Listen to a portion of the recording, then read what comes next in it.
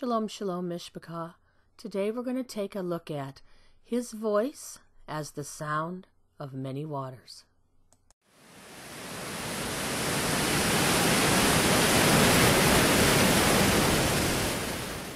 So let's start by looking at our verse in Revelation 1, verse 15. The second half of the verse is His voice as the sound of many waters. I want to take a look at these words in the Greek first. We know it traces back to a scripture in the Hebrew word for word, so it'll be a very simple trace back. But let's look at what the Greek looks like, just so when we're reading the scriptures, that we are familiar with where these Greek words are going. The first one is the word for voice, and it's also the same word for sound.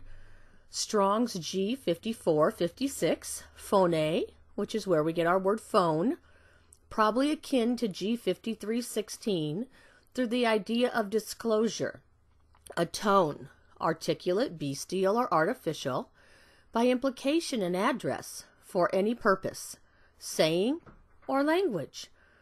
Next we have our word many. It's the Strong's Greek 4183, polos. We can see there it means much, many, largely, mostly, largely. And then we have our word waters, G5204, hudor, or hudatos, from the base of 5205, water, as if rainy, literally or figuratively. One thing I do want to say about this word for waters, the Greek 5204, that even though it comes from the base of 5205, water as if rainy, it really is water that is here already on the earth. The 5205 does represent rain, but this Greek word specifically goes back to water that is here. And while one could consider the whole process of the water cycle, that is actually beyond the scope of what we're going to talk about today. So we can see just by its context that this actually goes back one of the times to EZEKIEL'S vision in EZEKIEL chapter 1. We'll be looking at verses 24 to 28. And when they went, I heard the noise of their wings, like the noise of many waters, like the voice of the Almighty, a tumult like the noise of an army. And when they stood still, they let down their wings. And a voice came from the expanse that was over their heads. When they stood, they dropped their wings.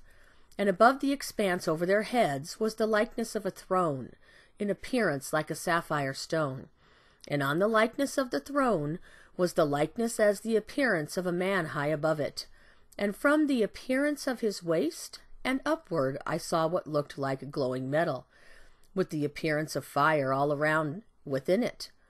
And from the appearance of his waist and downward I saw what looked like fire, and brightness all around it, as the appearance of a rainbow in a cloud on a rainy day. So was the appearance of the brightness all around it. This was the appearance of the likeness of the esteem of Yah. And when I saw it, I fell on my face, and I heard a voice of one speaking. And so we see here a very descriptive vision that EZEKIEL has, describing Yah himself and the esteem of Yah. And so that's where we get this voice, sound, noise of many waters, because it was originally his voice and his sound that all things came to be. Taking a look at the trace back on these words, we see in the second row there, noise is the Hebrew 6963, great is Hebrew 7227, and waters is H4325. We will also be looking at speech, H1999, and host, H4264. As we can see in the bottom row there, those same exact Greek words go back to this passage, 5456 for sound, 5204 for water, and 4183 for much or many. Let's take a look at some of these different words Hebraically and what they meant, and then we'll put this all back into context with what we see actually throughout the entirety of scriptures. So our first word, voice or sound, was the Strong's H6963, kol, from an unused root meaning to call aloud, a voice or sound. We see in the Theological Word Book of the Old Testament, it goes to 1998a and 2028b. We're just going to look at the 1998a to start off with. Want to read just a couple paragraphs from this 1998. Kol primarily signifies a sound produced by the vocal cords, actual or figurative. In poetical passages, for the most part, the denotation embraces sounds of many varieties. Infrequently, kol denotes a thing said, whether spoken, Genesis 3:17, or written, 2 Kings 10:6. Our word also serves as an exclamative hark. Kol should be distinguished from and compared to hege, higa, yon, a low noise or utterance, hamon, a tumultuous agitated noise or uttering, rea, terua, a shout of alarm or joy. Also see sha'an, roar, teshua, noise. Our word is a common Semitic root. The phrase to hearken one's voice includes to take note of and believe, to follow one's suggestion, to obey a request, to obey a command, to answer, of Elohim, a prayer. Theological themes in which our word figures prominently are, for lack of better names, prophetic, thunder, covenantal, trumpet. These themes are often intertwined. In Exodus, the voice of El and the voice of Moshe, later the prophets, are interchangeable. Elohim gave him certain signs which would, in effect, speak, miraculously confirming the intended identity. The thunder symbolized Elohim's absolute sovereignty by effecting judgment and evoking fear and submission. And, it goes on to talk about a lot of different aspects of this word of voice. I'm not so sure it covers them all, but we can see not only does it, from this resource anyway, not only does it cover the fact that it's generally about words, we can also see that these different sounds represent something. Tracing it back to the ancient Hebrew lexicon by Benner, we see that it is at 1426 JN. There we see our word, kol, from right to left, kuf, wa, lam, voice, the sound of the shepherd, musical instrument, the wind, thunder, etc. And then at the end of that, at the bottom, we see highlighted in the lighter blue our Strong's numbers, so we know that we are at the right location in this book. Going back up to the J, we see the concrete is a voice. The call of the shepherd to the sheep who knew him by sound. When it came time to move, he would call them, and they would quickly gather to him. They knew the sound of his voice. Then we see, at the two-letter parent root, it's a kuf lam. The action is to gather, the concrete is shepherd. The pictograph kuf is a picture of the sun at the horizon and the gathering of the light. The lam is a picture of the shepherd's staff representing authority. Combined, these mean gathering to the staff. When the shepherd called the sheep, they swiftly came to him. The staff of the shepherd was his tool of authority. With it he would direct, discipline, and protect the flock. Beautiful definition. So looking at our letters from right to left, we have the kuf, again the sun on the horizon. It can mean to gather, behind, east, cycle, time, distinguish. We have the wa, which is the tent peg, add, secure, hook, join, or pierce. And we have the lam, which is the shepherd's staff, to lead, to teach, to yoke, to control, to goad. It can also be used as a rod for correction. So again, we saw in our definition that it was a gathering to the shepherd, a gathering to the staff. We are being gathered to be secured to the shepherd. We're being gathered now. There'll be a gathering at the first resurrection. There'll be a gathering at the second resurrection. And all these things are going to secure us one way or the other, to the shepherd or not to the shepherd. We are either following his teachings to be gathered, or we're not following his teachings to be gathered. There'll be definite correction now, there'll be definite correction then. So we see this voice has much purpose behind it. And we're looking at this voice of many waters. So what does the voice of many waters look like? Looking at the word great, many, much, we see it's the Strong's H7227, Rob, and they have it being a contraction from 7231, abundant, in quantity, size, age, number, rank, quality. The Theological Word Book has it at 2099 A and B. I would highly encourage everyone to go read what it says there. In the Ancient Hebrew Lexicon, we see it at 1439 AN. Down at the N, we see from right to left the resh bait. The first definition is master, one who is abundant in authority. The second definition is abundant, an abundance of numbers, many, or strength, great, from the idea of greatness in authority. Moving back up the root line, we see the A, the concrete is master, an abundance of number, strength, or authority.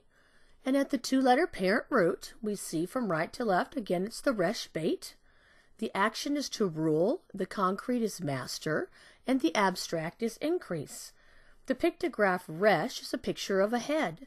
The bait is a picture of the tent representing the family. Combined, these mean head of the family.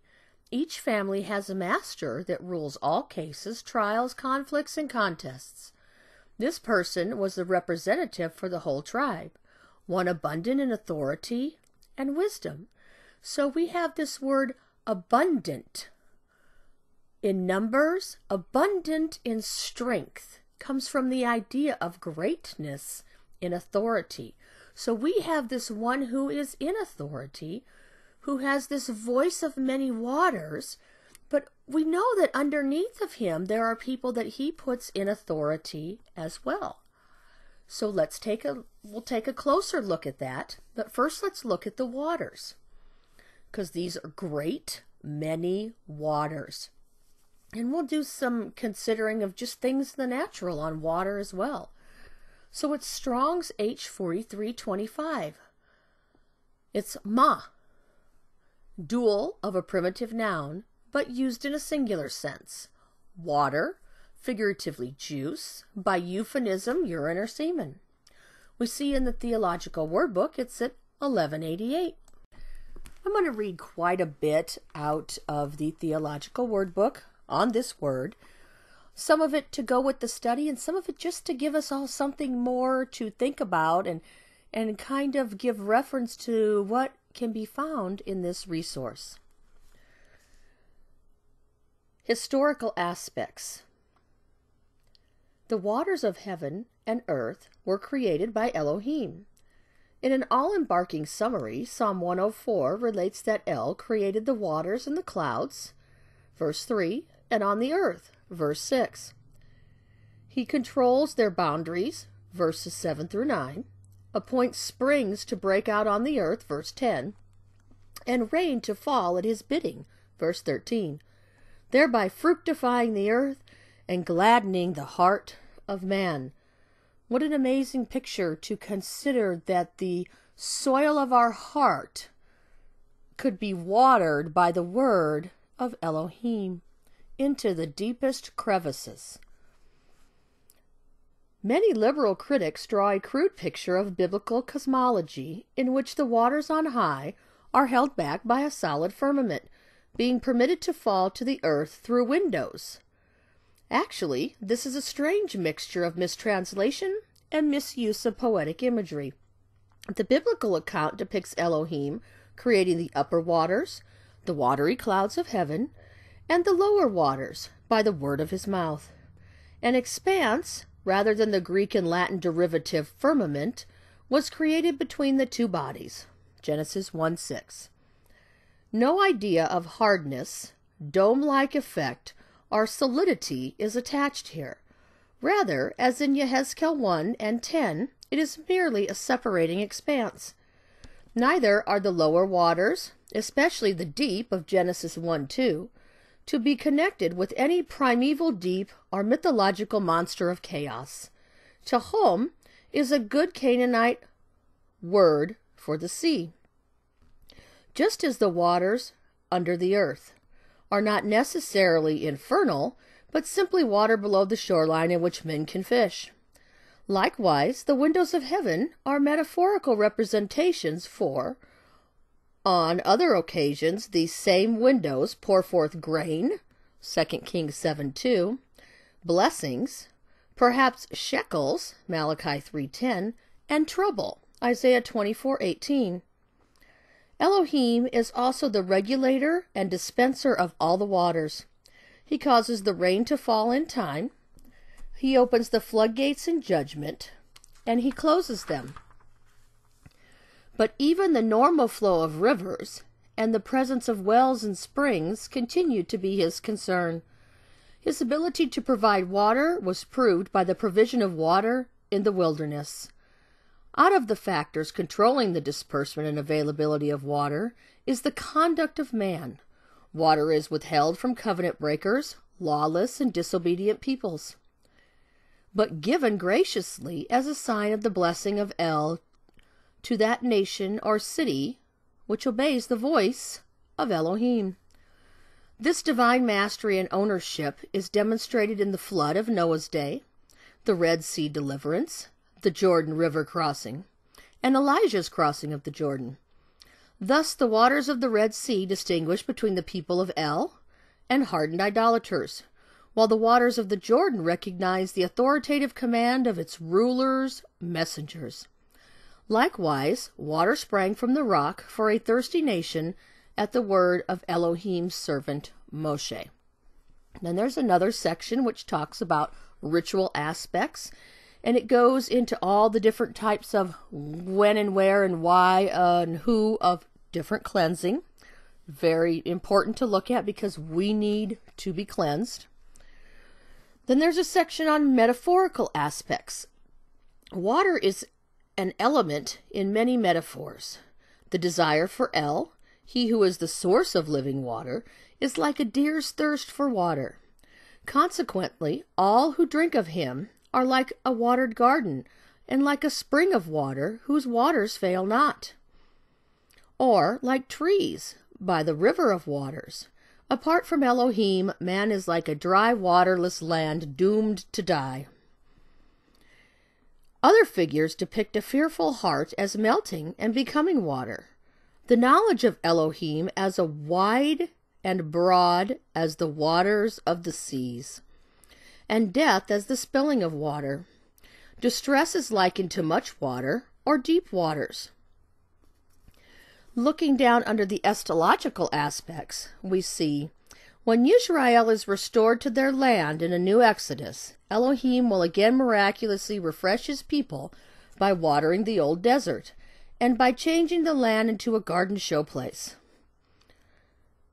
Although some hold that this passage in Isaiah 41:17-20 refers metaphorically to the spiritual refreshment of his people, paradise will be restored when a river from the temple in Yerushalayim will flow down toward the Dead Sea. The trees lining its banks will be a source of life and healing. In the coming Messianic era, Elohim will grant rain in its season, so that thirst and want are forgotten. The Master will sprinkle clean water on the restored tribes, and they will be purified from all their filthiness. So, some of that kind of goes along with our study here. Some of it is just things for you to consider, and things for us all to take the time to dig out for ourselves. Looking in the ancient Hebrew lexicon, we find it at 1281 AN. At the end, we see from right to left, it's a mem and a hey. The first definition is what. Something that is unknown can also be why, when, how. The second definition is water, from the sea. At the A, we see that the concrete is sea. The sea is a place of the unknown, or anything that is unknown or in question. At the 1281, we see the mem hay. The concrete is sea. The pictograph mem is a picture of water. The sea, Mediterranean, is a place of the unknown, what is beyond or what is below. It is feared by the ancient Hebrews because of its size, storms, and fierceness. 100 is an unknowable amount. This parent root is related to the memwa, mem yod, and hey mem.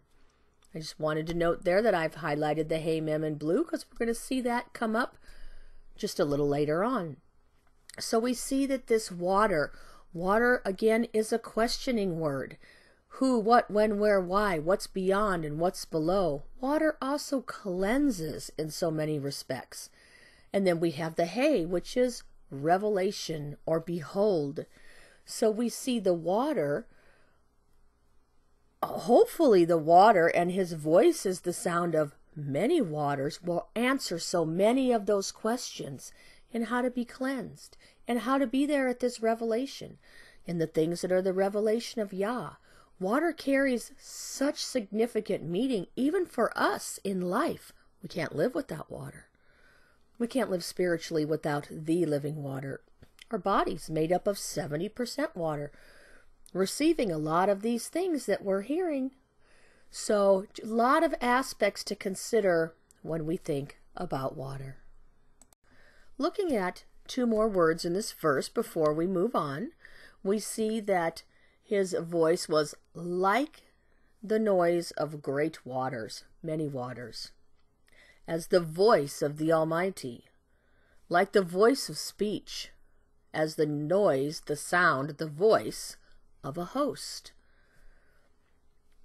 So we're going to look at the word speech. It's Strong's H, 1999, a feminine passive participle of an unused root meaning to rush, as rain with a windy roar.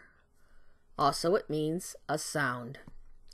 Looking in the Theological Word Book, we find it at 506a, and in the Ancient Hebrew Lexicon at 1288f, D1. We see at the D1 it's speech. We see it's only used 2 times in all of Scripture. In the King James, it's been translated once as tumult and once as speech. At the F, we see that the concrete is speech. And at the 2-letter memlam, we see the action is speak, the concrete is word, and the abstract is continue. A continuation of segments which fill the whole. I find it very interesting that it's only used twice, and it's got the same hey mem in it that we're going to see that's coming up. So we see it's this speech. The action is speech, the concrete is word, and the abstract is continue. So this voice of speech, this voice of waters, according to this, is a word, a continuation of segments which fill the whole. So from the word, the one word, we have many words which he has created in order for us to see his beauty, his greatness, the things in the physical which show us who he is in the spiritual, that show us what we should be like, that show us how we should act, that show us how things should be. So it's just a beautiful picture of the sound of his voice. And it's also like the noise of a host. This host is the 4264 from 2583, an encampment of travelers or troops, hence an army, whether literally of soldiers or figuratively, dancers, angels, cattle, locusts, stars, or even the sacred courts. We see in the Theological Word Book it's at 690c, and in the Ancient Hebrew Lexicon it's at 1175 HA. Down at the bottom there, the A is a camp, and inhabitants of a camp. At the H, the concrete is camp. The first step to setting up a tent is to arrange the poles. The poles were sharpened at one end and could be used as a weapon, and were driven into the ground, an encampment of tents. At the two-letter root we see the het noon. The action is camp, the concrete is camp, and the abstract is beauty. It's a beautiful thing to be in the camp of Yah. The pictograph het is a picture of a wall. The noon is a picture of a seed, meaning to continue. Combined, these mean wall continues. A nomad's camp consisted of many family tents, which make up the clan camp. The camp can have as many as 50 tents or more in it. The tents are placed in a circular configuration, forming one continuous wall surrounding the camp. So we see that this would be a camp of the Mishpachah, a camp under Yah, a camp where people have pitched their tent together. And we also see that the tent poles, actually in our family root definition, actually means to sharpen at one end and could be used as a weapon. Now, this is not the same word for army that's used in Hebrew, which is zavot. We see Yah is the leader of the zavot. But when we look in Numbers, we see each camp, each of these, was arranged by its zavot. So they go hand in hand. We're not in the camp of Yah and then not soldiers for Yah. They go hand in hand. So we see quite a bit in EZEKIEL, verse 24. We didn't even touch on the noise of the wings. We see much in EZEKIEL regarding the voice of the Almighty, because we have to consider what's being said by the words that surround it and the actual context of the scriptures. So we see much here of the voice of the Almighty is a voice of speech, as the noise of a host, as the noise of a camp. So we really can almost see there that it's the voice of the Almighty himself, yet it's the voice of his camp as well, because they should be putting forth the same speech, the same word that Yah has put forth. Now let's take a look at Daniel's vision. Daniel 10, verses 4 through 9. And on the 24th day of the first new moon, while I was by the side of the river, that is, EZEKIEL, then I lifted my eyes and looked, and saw a certain man dressed in linen, whose loins were girded with the gold of Uphaz. And his body was like beryl, and his face like the appearance of lightning, and his eyes like torches of fire, and his arms and feet like polished bronze in appearance. And the sound of his words was like the sound of a crowd. And I, Daniel, alone saw the vision, for the men who were with me did not see the vision, but a great trembling fell upon them, and they ran away to hide themselves. So I was left alone when I saw this great vision, and no strength remained in me, for my comeliness was destroyed in me, and I retained no strength. But I heard the sound of his words, and while I heard the sound of his words, I was stunned, lying with my face to the ground. Let's focus in specifically what we see in the Hebrew in Daniel 10:6 in regards to the sound of his words, the sound of a crowd, and the voice of his words like the voice of a multitude. So words, 1697, debar from 1696, a word, by implication a matter as spoken of a thing, adverbally a cause. We see it in the ancient Hebrew lexicon at 2093N. A word, an arrangement of words, a thing, as something that is arranged. In Hebrew thought, words contain substance just as physical objects do. Then we see a third definition there is plague. We see at the verb is speak, we have the same Hebrew word there, a careful arrangement of words or commands. And at the root there we see the action is order, the concrete is word, an arrangement or placement of something creating order. So here we have our debar. This is the word, the voice of his words, And you can read more about it in the TWOT at 399A. And that actual reference in the Theological Word Book is over 3 pages long. I would again encourage everyone to go read through that just to get more in-depth of this word over time, its meaning throughout the scriptures. So we also see that we have that his voice was the voice of a multitude. That's the Strong's H1995 from 1993. A noise, a tumult, a crowd, also disquietude and wealth. That in the Theological Word Book is at 505A, but in the Ancient Hebrew Lexicon we see it at 1105 AJ. It is multitude, a loud group. The A is the action is roar, and the concrete is multitude. At the 2-letter root we see our hey mem, which was actually, we saw one of the words that was related to water, tama. The action is roar, the concrete is sea, and the abstract is tumult. The hey represents a looking toward. The mem is a picture of water. Combined, these mean a looking towards the water. A large body of water seen as a place of chaos because of its storms, turbulent surf, and the commotion of the waves. So again, we see that this was related to the word water, and his definition is a looking toward the water. So this large body of water, yes, it can be seen as a place of chaos because of its storms, turbulent surf, and the commotion of the waves. Remember that. But it's also a questioning word, a questioning place, just as we discussed earlier.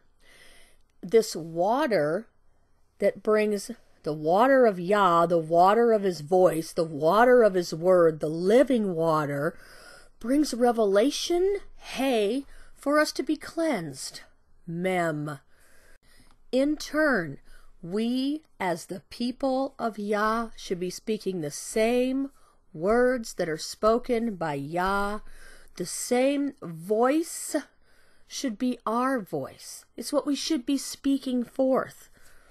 As a multitude, as a group, as a people together, so that they too can receive the revelation of Yah and be cleansed. We should be nourishing them, watering the seed. So before taking an even more in-depth look at Yah, the voice of Yah, I wanted to take a look at the other side, because we either belong to one camp or the other camp, to one crowd or to the other crowd. We are speaking the voice of Yah, or we are speaking the voice of the adversary. So in looking at the other side, I wanted to look at Revelation 17. We're going to start at verse 1. And one of the messengers who had the 7 bowls came and spoke with me, saying to me, Come, I shall show you the judgment of the great whore, sitting on many waters. We're going to take a look at sitting on, with whom the sovereigns of the earth committed whoring, and the inhabitants of the earth were made drunk with the wine of her whoring. We got a bunch of drunks walking around today. Zombies, definitely. Drunks, for sure. And he carried me away in the spirit into the wilderness. And I saw a woman sitting on a scarlet beast, covered with the names of blasphemy, having 7 heads and 10 horns.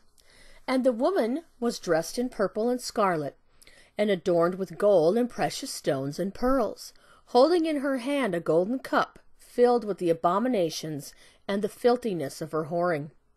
And upon her forehead a name was written, a secret, Babel the Great, the mother, the glue that holds it all together, of the whores and of the abomination of the earth. And I saw the woman drunk with the blood of the set apart ones. Isn't that the truth? And with the blood of the witnesses of Yeshua. And having seen her, I marveled, greatly marveled. And so now I want to drop down to verse 13, because that whole section before verse 13 in between the two is a whole nother ball of wax. So at verse 13 we say, and they have one mind, And they shall give their power and authority to the beast. These are the ones, the sovereigns. They shall fight with the Lamb, and the Lamb shall overcome them. For he is the Master of masters, and the Sovereign of sovereigns, and those with him are called, and chosen, and trustworthy. The Master of masters, the Sovereign of sovereigns, there is one. And those with him are called, and chosen, and trustworthy. They are speaking the same words as their sovereign and their master. And he said to me, the waters which you saw, where the horse sits, are peoples and crowds and nations and tongues. So we see Babel, the mother of all whores, sitting upon many waters. Again, we have the same words here for many waters. But let's take a look at who the opposite is. We have Babel, G897. Of Hebrew origin, it's there on the left-hand side of the screen, the whole left-hand column, comes from H894. Babylon, the capital of Chaldea, literally or figuratively as a type of tyranny. Isn't that the truth? Strong's H894. Babel, from 1101. It's confusion. Babel, that is Babylonian, including Babylonia and the Babylonian Empire. In the ancient Hebrew lexicon, we see it at 1035 BV. The V is mixed. It's all mixed up. Right? The B is the action is mixed. The concrete is fodder. A flowing or mixing of a liquid or a solid. 1035 is the Beit Lam, from right to left. The action is flow. The abstract is nothing. A flowing of any substance. So we know that at Babel, the languages were confused. That is this Babel. That now there's this mixture going on of all these different languages, which in turn produce all different types of instructions, which in turn produce all different types of ways to get to Yah, or to the supposed Yah that they claim. But yet, this confusion is the glue that holds all this whoring together. So what's Babel do? What's this mother of whores do? She's sitting. Greek 2521 from 2596. To sit down. Figuratively, to remain, to reside. Goes back to the Strong's, H3427. I would encourage everyone to go trace the word for themselves. It's too much for this. To trace it all back now, it would take too long. But you can trace it back. A primitive root, properly to sit down, specifically as judge, in an ambush, in quiet, by implication to dwell, to remain, causatively to settle, to marry. Okay, so she is sitting. She is in ambush. Okay, she wants you to be with her, quote unquote, married to her, quote unquote, dwelling with her. It's not just that she's sitting upon the water. She is amongst us, trying to get all that she has inside of us, so that we are continually confused about which direction we need to go. We're going to see that in a minute. The ancient Hebrew lexicon is 1462 LV. The V is to sit, to set oneself down in a dwelling place for the night or for long periods of time, to settle or remain. She's setting up camp. The L is the action is sit to concrete as dwelling, a place of dwelling, as the place returned to. The action is turn, the concrete is seat. It's a shin bait at the two-letter root. The pictograph shin is a picture of the two front teeth representing pressing. The bait is a picture of the tent. Combined, these mean press to the tent. A place of dwelling as the place returned to. A turning back or away from someone or something. A captive is one turned away from a place of dwelling. This is the same place where we get to shuv, to turn back, to be pressed to the tent. We're going to be pressed to the tent of Yah. We're going to be with the mishpachah of Yah. Or we're going to be with the crowd taken captive by this confusion of Babel that dwells among us. And then we see our word for upon. This happens to be one of my favorite two-letter roots.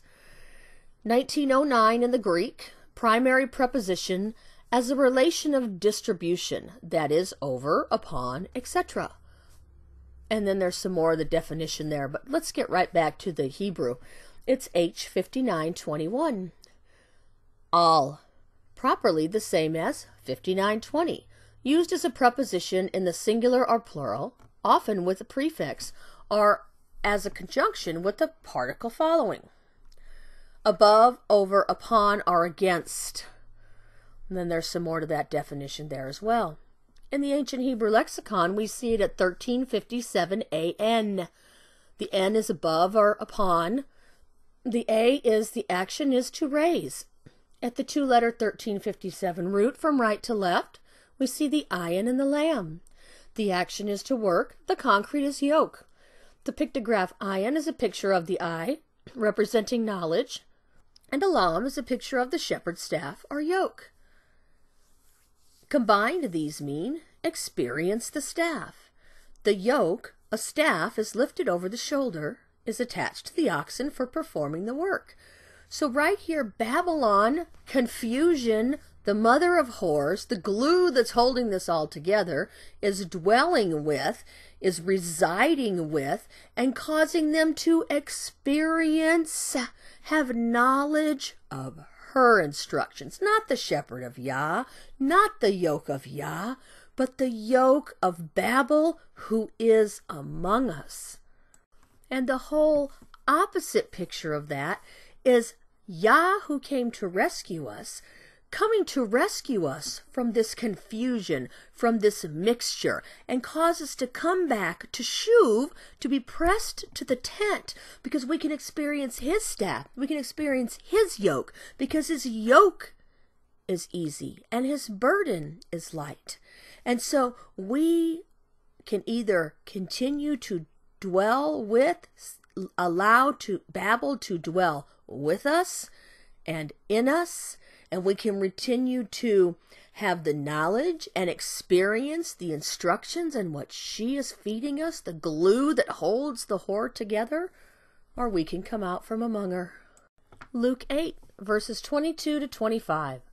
And on a certain day it came to be that he, Yeshua, entered into a boat with his taught ones, his chosen, his elect, those trustworthy. And he said to them, "Let us go over to the other side of the lake." And they set out. And as they were sailing, he fell asleep. And a windstorm came down on the lake, and they were filling up. The storm surge was filling up their boat, and they were in danger. And they came to him and woke him up, saying, "Master, Master, we are perishing." And he awoke and rebuked the wind and the raging. That raging is to billow or dash over, a surge of the sea, of the water. And they ceased. And there came a calm. And he said to them, "Where is your belief?" And they were afraid and marveled, saying to one another, "Who then is this, that even he commands the winds and the water, and they obey him?" These winds and this surge are coming after the taught ones. And the only way to stop it is to be speaking and doing and believing in the one true word. His word is what is going to stop the wind and the waves. For what can man do to us? The scripture tells us. If we have Yah, what he has to say is above any surge of storms of the water that the enemy can bring in, because it is after the taught ones. The other ones are already dwelling with and in the water. And if you try to get out, not that it's not going to stop you. But this word of the enemy wants to sink our ship. And even Yeshua asked them, where is your belief? The master, they even said, Master, Master, we are perishing. The master was on their boat with them. He was dwelling with them, and they were still afraid. Where is our belief? Are we doubting? We see a beautiful picture again, both in the physical and in the spiritual. We can see it behind it with eyes to see in Isaiah. Woe to the uproar of many people who make a noise like the roar of the seas, and to the rushing of the nations that make a rushing like the rushing of mighty waters. Nations rushing like the rushing of many waters. But he shall rebuke them, and they shall flee far away, and be chased like the chaff on the mountains before the wind, like whirling dust before the whirlwind. At eventide look, alarm. Before morning it is no more. This is the portion of those who plunder us, and the lot of those who rob us. Here we see that Yah rebukes the wind and the waves that are coming from the nations, the rushing of many waters, the rushing of those who think that they're mighty waters. They don't stand a chance before Yah. They don't stand a chance before his word. We have nothing to fear if we stay in Yah.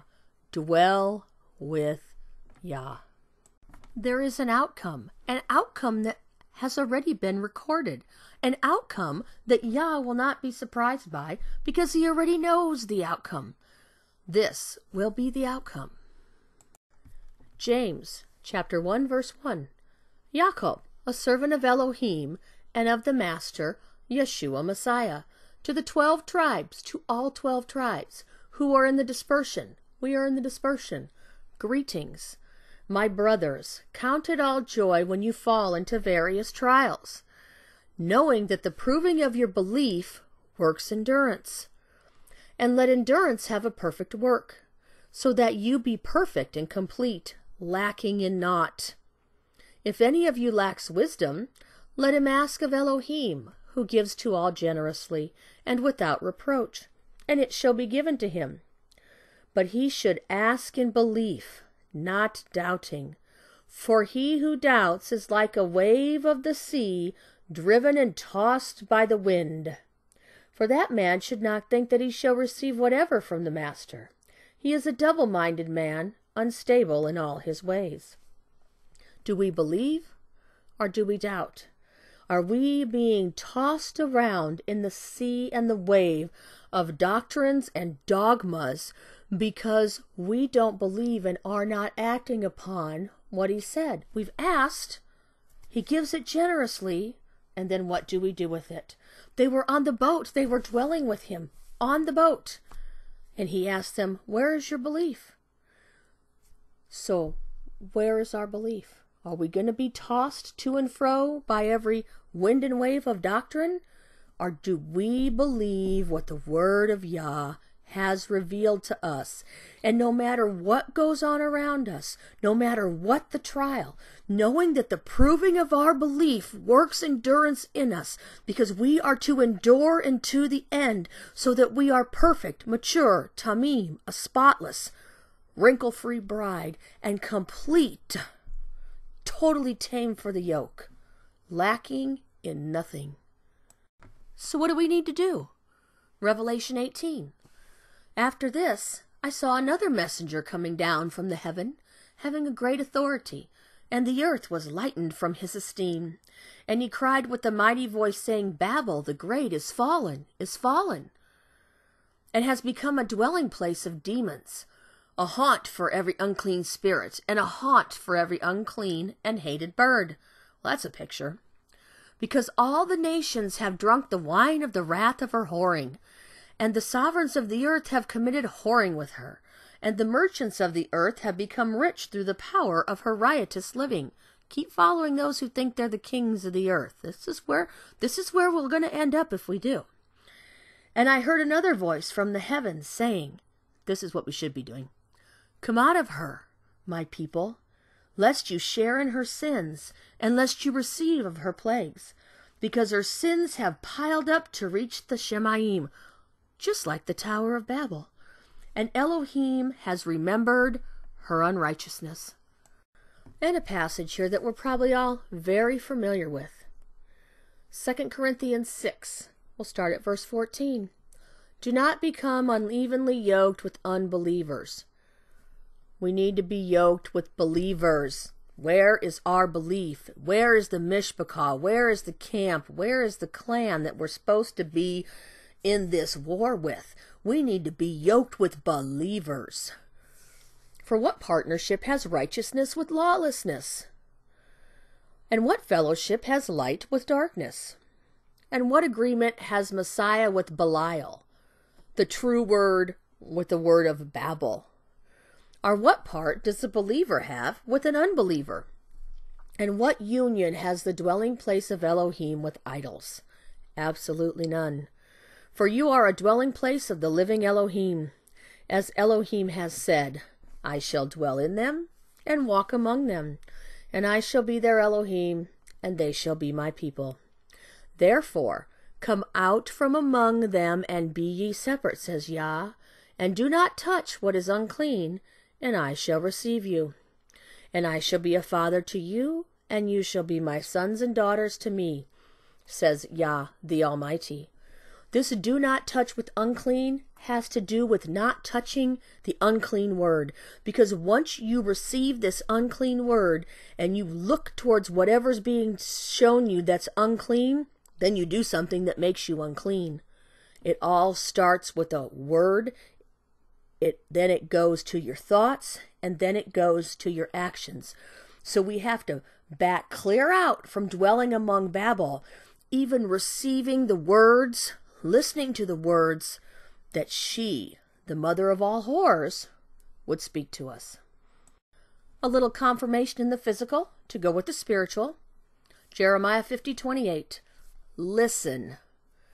They flee and escape from the land of Babel to declare in Zion, the Mount of Zion, the first resurrection, the vengeance of Yah our Elohim, the vengeance of his Hekel, the vengeance of his dwelling place. Zion, priesthood, Hekel, dwelling place, bride. Flee Babel, destination Zion, destination Holy of Holies. So let's turn to Isaiah 61, and we'll start with verses 1 through 9. And we know this is about Yahshua, Yah who came to rescue us. The Spirit of the Master Yah is upon me, because Yah has anointed me to bring good news to the meek. He has sent me to bind up the brokenhearted, to proclaim release to the captives, get the yoke of Babel off of you, and the opening of the prison to those who are bound. Who is binding us? To proclaim the acceptable year of Yah, and the day of vengeance of our Elohim, to comfort all who mourn. We just saw that in Jeremiah. To appoint unto those who mourn in Zion, to give them embellishment for ashes, the oil of joy for mourning, the garment of praise for the spirit of heaviness. And they shall be called trees of righteousness, a planting of Yah to be adorned. And they shall rebuild the old ruins, raise up the former wastes, and they shall restore the ruined cities, and the wastes of many generations. And strangers shall stand and feed your flocks, and the sons of the foreigners shall be your plowmen and your vine dressers. But you shall be called priests of Yah, servants of our Elohim shall be said of you. You shall consume the strength of the nations, and boast in their esteem. Instead of your shame and reproach, they rejoiced a second time in their portion. Therefore they take possession a second time in their land. Everlasting joy is theirs, because they've made it into the priesthood. They have been part of the first resurrection. They are now and will continue to be the servants of Elohim. Why? Because Yah loves right ruling. He hates robbery for a sending offering. He loves right ruling. And I shall give their reward in truth, because he is the truth, and make an everlasting covenant with them. It will be everlasting, that they will be part of the marriage to the Lamb, because they have made it to this part. So, Revelation 14:1. And I looked, and I saw a lamb standing on Mount Zion. We see that those who are on Mount Zion, they're appointed unto those who mourn in Mount Zion, we saw here in Isaiah. And with him 144,000, having his Father's name written upon their foreheads, because it's continually at the forefront of their mind in a spiritual picture. And I heard the voice out of the heaven, like the voice of many waters, and like the voice of loud thunder. I heard the sound of the harpists playing their harps. And they sang a renewed song before the throne, and before the 4 living creatures and the elders. And no one was able to learn that song except the 144,000 who were redeemed from the earth. They are those who were not defiled with women. They were not defiled with the madame of the whores, or any of her little whores that were running around underneath of her, whatever their name might be. For they are maidens. They are those who, following the Lamb wherever he leads them on, they were redeemed from among men, being first fruits, first resurrection to Elohim, also even and the Lamb. And in their mouth was found no falsehood.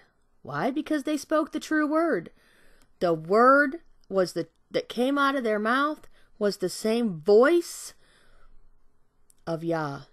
For they are blameless before the throne of Elohim. They are mature, they are tamim, they are without spot, they are without wrinkle. We see the Lamb standing on Mount Zion, and we see this 144,000 singing this renewed song before the throne. Nothing is going to be different than in their song that is different in the word of Yah. What's coming out of their mouth and what should be coming out of our mouth has to exactly resonate with what is coming out of Yah's mouth. We have to be on the same plane. Turning back to Isaiah 61, verse 10, we'll read through 62, verse 7. I greatly rejoice in Yah, my being exalts in my Elohim, for he has put garments of deliverance on me.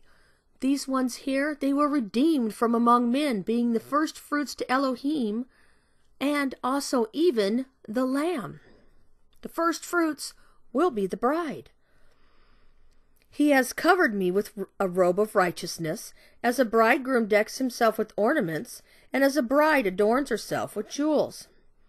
For as the earth brings forth its bud, as the garden causes the seed to shoot up, so the Master Yah causes righteousness and praise to shoot up before all the nations. Just as Yahshua, Yah who came to rescue us, shined forth with his words and actions, so we should be shining forth with our words and our actions, showing the way to righteousness. There should be no falsehood in our mouth, our words, and we should be blameless in our actions before the throne of Elohim, just as Yeshua was. For Zion's sake I am not silent, and for Jerusalem's sake I do not rest until her righteousness goes forth as brightness, and her deliverance as a lamp that burns. And the nations shall see your righteousness, and all sovereigns your esteem, and you shall be called by a new name, which the mouth of Yah designates. And you shall be a crown of comeliness in the hand of Yah, a royal headdress in the hand of your Elohim. No longer are you called forsaken, and no longer is your land called deserted, but you shall be called Hephzibah, and your land married. And Yah shall delight in you, and your land shall be married. For as a young man marries a maiden, so shall your sons marry you. And as the bridegroom rejoices over the bride, so shall your Elohim rejoice over you. We should be doing the exact same things and speaking the exact same things that Yeshua did. I have set watchmen on your walls, O Yerushalayim, all the day and all the night, continually, who are not silent. You who remember Yah, give yourselves no rest, and give him no rest till he establishes, until he makes Yerushalayim a praise in the earth. And so here we see a beautiful picture. We see a picture of Yeshua, but we also see a picture of who we should be as those who follow Yah, who came to rescue us.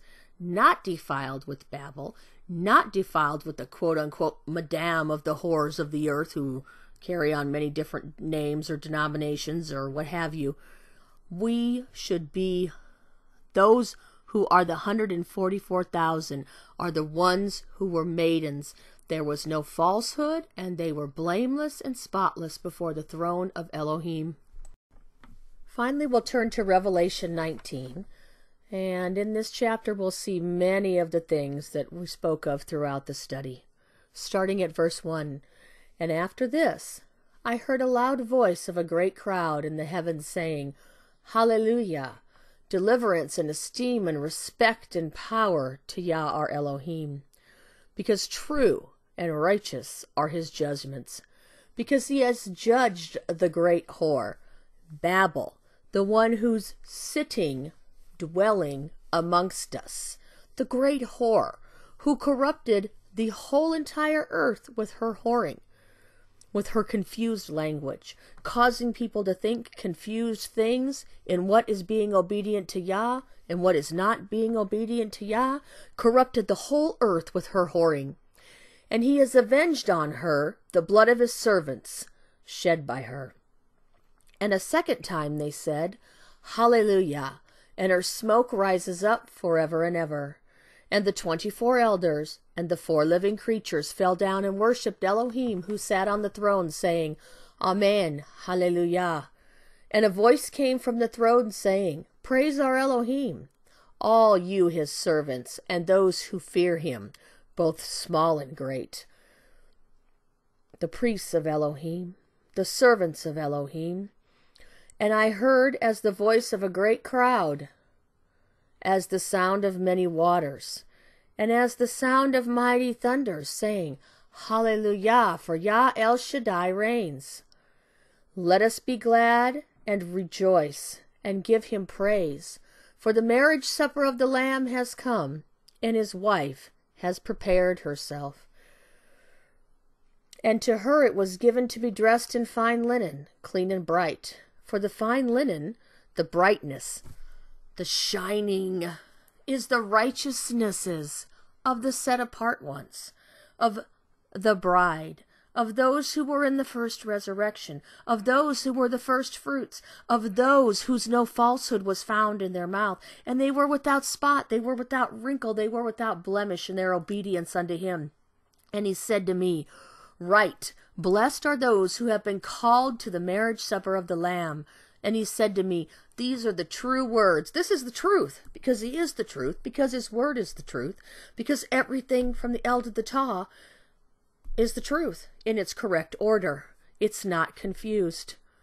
And he said to me, These are the true words of Elohim. And Elohim's not surprised by any of this. He knows exactly how all this is going to happen.